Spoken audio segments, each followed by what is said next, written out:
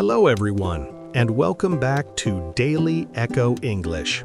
I'm your host, Frank, and I am so happy to have you here with me today. If you are someone who feels stuck because you are always translating in your head before you speak, this episode is made exactly for you. Have you ever noticed that you pause for a long time to translate every single word? It really slows down your conversation, doesn't it? That is a very common problem. Many English learners think in their mother tongue first, and then they try to change it into English. By the time they have the sentence ready, the conversation has moved on. But don't worry, because today I am going to teach you how to train your brain to think directly in English, just like a native speaker. Once you unlock this skill, speaking, listening, and writing will become much easier. So why is thinking in English so important? The honest truth is that if you always translate from your native language, you cannot speak fluently. It creates a delay because your brain is doing double the work. First, you build the sentence in your own language, and then you hunt for the English words. Sometimes the direct translation is actually wrong. For example, in some languages, you say, "I have cold," but in English, we say, "I am cold." Thinking directly in English stops these errors. Let's also talk about your confidence. When you think in English, the words come to you much faster. You don't have those long, awkward pauses where you are searching for words. You will be able to answer smoothly. Also, it helps your listening skills. If you are not busy translating what you hear, you can process the conversation much faster and understand people better. This even helps when you are consuming media. When you watch movies or listen to music, you will start to recognize words instantly without needing to translate them in your mind. And we cannot forget pronunciation.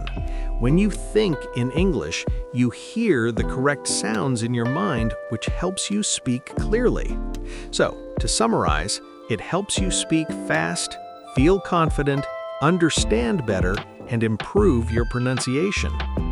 Now, you are probably asking, "Okay, Frank, I understand why it is important, but how do I actually do it?"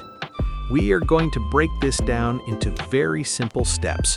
But before we get to the solution, we need to look at the bad habits that are stopping you.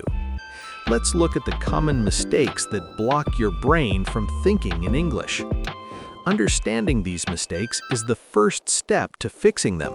Many learners do these things without knowing it, but if you can stop these bad habits, you will see a massive improvement in your fluency. Mistake number 1 is the biggest one: relying too much on translation.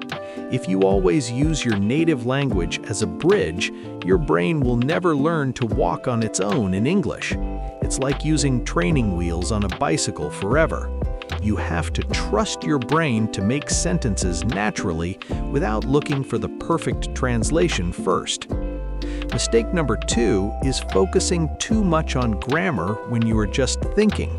A lot of students try to make sure every sentence in their head is grammatically perfect before they speak. This slows you down terribly. Grammar is important, yes, but if you stop to check every rule, you will lose your natural flow. Native speakers do not think about grammar rules when they are chatting. They just speak. And here's a secret: even native speakers make small grammar mistakes sometimes. Mistake number 3 is the fear of making errors.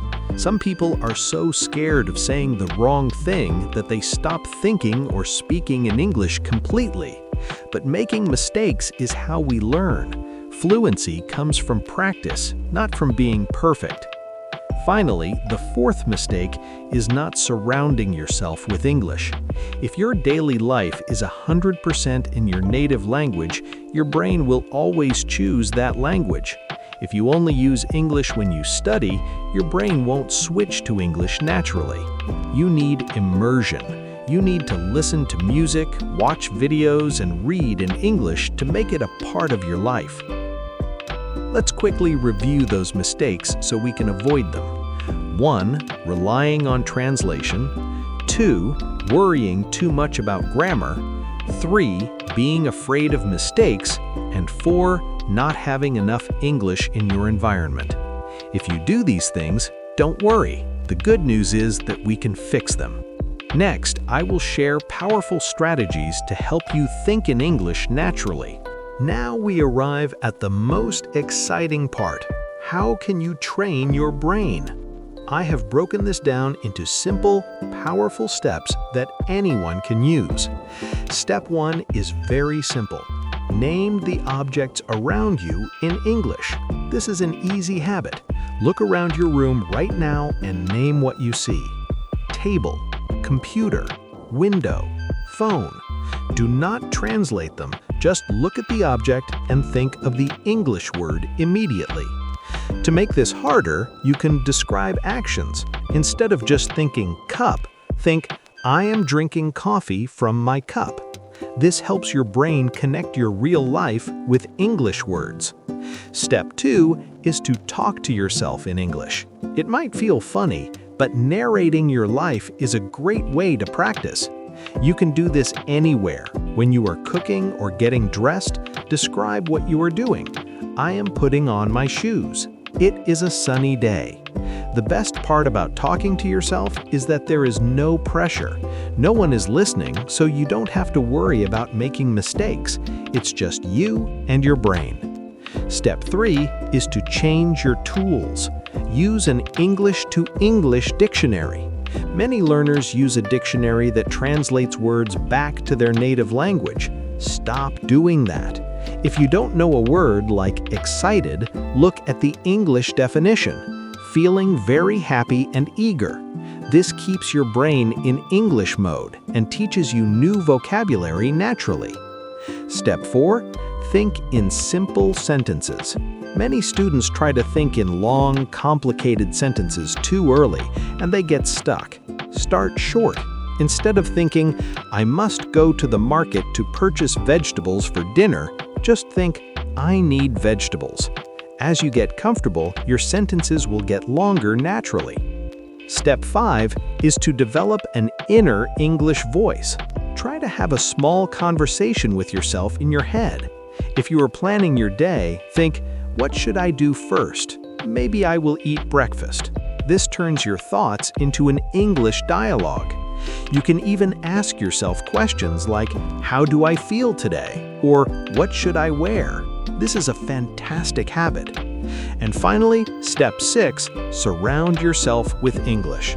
Listen to podcasts like this one, watch videos, and read books. The more English you put into your ears and eyes, the more English will come out of your brain. Let's recap the 6 steps to train your brain. 1. Name things around you. 2. Talk to yourself. 3. Use an English to English dictionary. 4. Think in simple sentences. 5. Use your inner voice. 6. Surround yourself with English. You can start these today. Next, let's talk about daily exercises to make this a permanent habit. Knowing the strategies is good, but doing them every day is how you win. You need consistent practice to train your brain. So let's look at some daily exercises that will turn this into a habit. First, start and end your day in English. The moment you wake up, plan your day in English. Think, today is Monday. I have a meeting at 10 a.m. Then, right before you go to sleep, review your day in English. Ask yourself, what did I do today? Was it a good day? This switches your brain into English mode at the most important times of the day. The second exercise is the no translation rule. Set a timer for 30 minutes a day. During this time, challenge yourself to only think in English. Do not let yourself translate. It will be hard at first, but keep trying. The more you do it, the easier it gets. Next, try speaking out loud to yourself for a few minutes every day. Describe what you are doing, just like we discussed earlier. I am making tea. It smells good. The key is to make English a physical part of your routine, even if you are alone.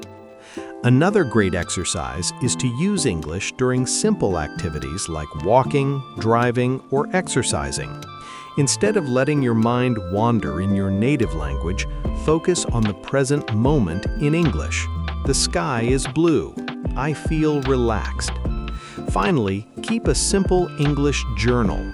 Write down your thoughts or what happened during the day. Do not worry about grammar, just focus on expressing your ideas. Let's summarize these daily exercises. 1. Start and end your day in English. 2. Use the 30-minute no translation rule. 3. Talk aloud to yourself. 4. Narrate simple activities. 5. Keep an English journal. If you do these small things every day, thinking in English will become automatic. Next, let's talk about staying motivated. We have discussed how to practice, but let's be honest, you will face challenges. It is normal to struggle, but the key is to not give up. Let's look at 3 common challenges and how to solve them. One big struggle is that your brain naturally wants to use your native language first. This slows you down. The solution is patience. Start with small English thoughts. Do not try to think in full paragraphs yet. Just start with words or short phrases. Another challenge is getting stuck because you don't know a specific word. This is frustrating, but instead of stopping, try to describe the word using simple English. If you forget the word refrigerator, think the cold box where I keep food. This keeps your brain thinking in English instead of switching back to translate. The last challenge is feeling like you are not making progress. This kills motivation.